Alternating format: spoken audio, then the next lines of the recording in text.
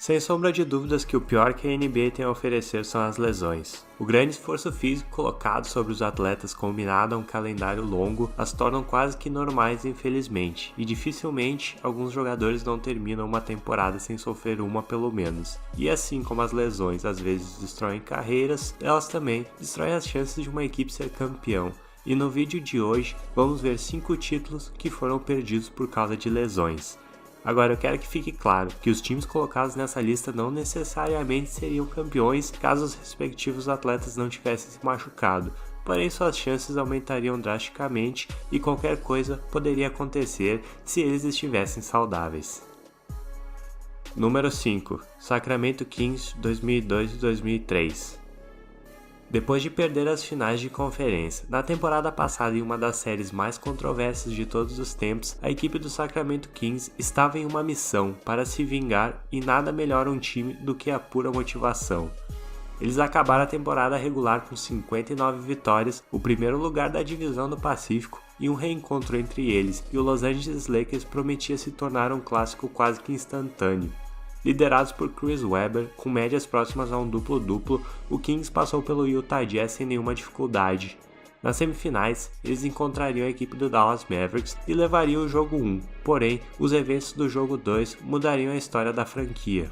Chris Webber não era apenas seu melhor atleta, ele era o principal pilar do time, por isso sua importância era imensa. No jogo 2, depois de atuar por 29 minutos, o jogador sofreria uma lesão em um lance que custaria o futuro da série da franquia. Exames comprovariam que o atleta havia sofrido uma lesão no ligamento cruzado anterior, o tirando do resto da pós-temporada. O Mavericks ganharia a série que foi até o jogo 7 e o Webber nunca mais seria o mesmo. A motivação que o time tinha depois das finais de conferência do último ano era tudo o que o time precisava para tentar ser campeão, porém, a lesão de Chris acabou com essas chances e possivelmente uma das melhores de que a equipe tinha de conquistar outro título. Número 4. Boston Celtics 2009-2010. As finais de 2010 marcavam o segundo reencontro entre os dois maiores rivais da NBA, o Boston Celtics e o Los Angeles Lakers, e talvez nenhuma final na história tivesse dois times tão parelhos. Por causa disso, era quase impossível definir um favorito olhando para os jogadores da equipe, então os pequenos detalhes determinariam quem seria o campeão, e foi exatamente isso que aconteceu. O time do Celtics liderava a série por 3-2 e tinha a chance de fechar no jogo 6, porém, no começo da partida, Kendrick Perkins rompeu 2 ligamentos no joelho e a equipe de Boston não conseguiu se recuperar. Perkins não era nem a primeira, nem a segunda e nem a terceira opção do time, não atuava muitos minutos, mas a série era tão parelha que qualquer lesão de qualquer um que tivesse um menor papel já seria o suficiente para dar vantagem para algum dos times, e foi exatamente isso que aconteceu. O Lakers ganhou o jogo 6 e eventualmente o jogo 7, levando o título daquele ano. Se Perkins não tivesse se machucado, as chances do Celtics ter levado aquele título eram enormes, considerando que eles só precisavam de mais um jogo, mas novamente, uma lesão e um dos atletas que não eram tão essenciais já foi o suficiente para dar uma margem para o outro time. Número 3. Los Angeles Lakers 1988-1989.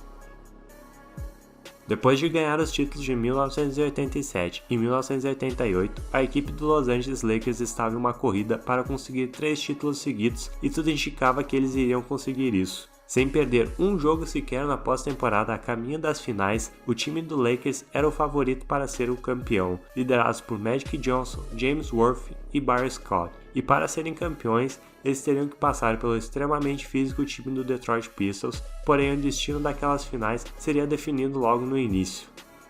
Durante um treino antes do jogo 1, Barry Scott sofreria uma lesão que o tiraria do resto da série. Ele não é lembrado como um dos melhores jogadores do Lakers, mas era muito importante para o time naquela temporada, contribuindo com quase 20 pontos.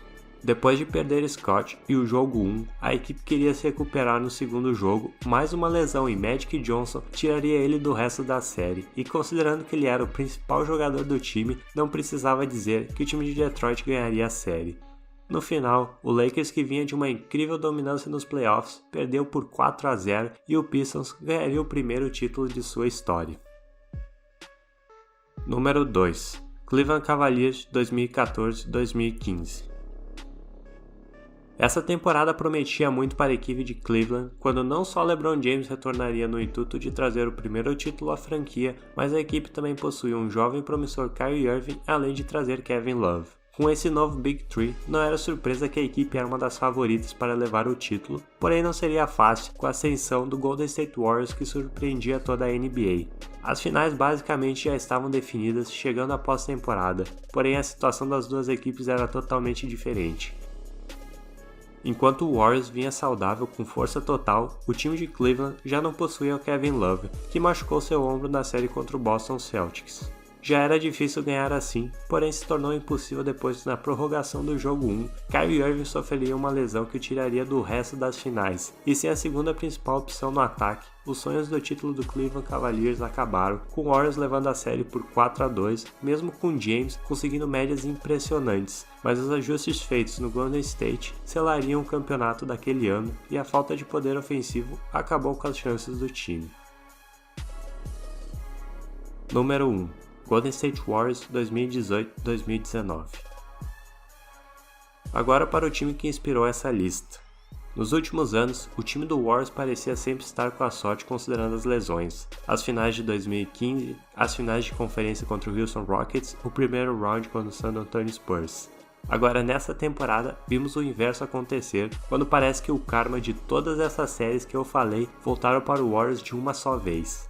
Vamos combinar, olhando esse time saudável não havia equipe que conseguisse batê-los em 7 jogos, somente vários fatores negativos poderiam fazê-los perder o título e foi exatamente isso que aconteceu.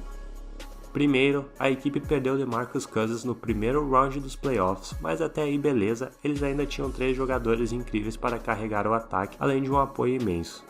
Depois, no segundo round contra o Houston Rockets, Kevin Durant sofreria uma lesão que tornaria sua volta pós-temporada questionável, mas mesmo assim a equipe ainda tinha atletas suficientes para carregá-los às finais. O seu oponente nas finais era o Toronto Raptors e não seria fácil batê-los considerando todas as lesões que o time já tinha e eventualmente mais lesões os afetariam.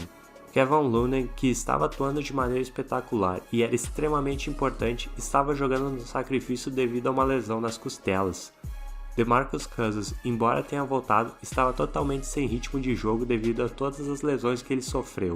Kevin Durant tentou voltar no jogo 5, vendo que seu time precisava dele, mas acabou sofrendo uma lesão gravíssima que o tirou do resto das finais e provavelmente vai tirá-lo de toda a próxima temporada. E por último, Klay Thompson também sofreu uma lesão que acabou com a sua participação. E assim, a dinastia do Warriors, que certamente seria campeão nessa temporada, perdeu, com o Toronto Raptors conquistando seu primeiro título. E embora eu estivesse torcendo para que eles perdessem, realmente eu não queria que tivesse sido dessa maneira. Como eu disse, as lesões são o pior que existe na NBA e se não fosse por elas, talvez a história da liga hoje seria totalmente diferente. Obrigado e até a próxima.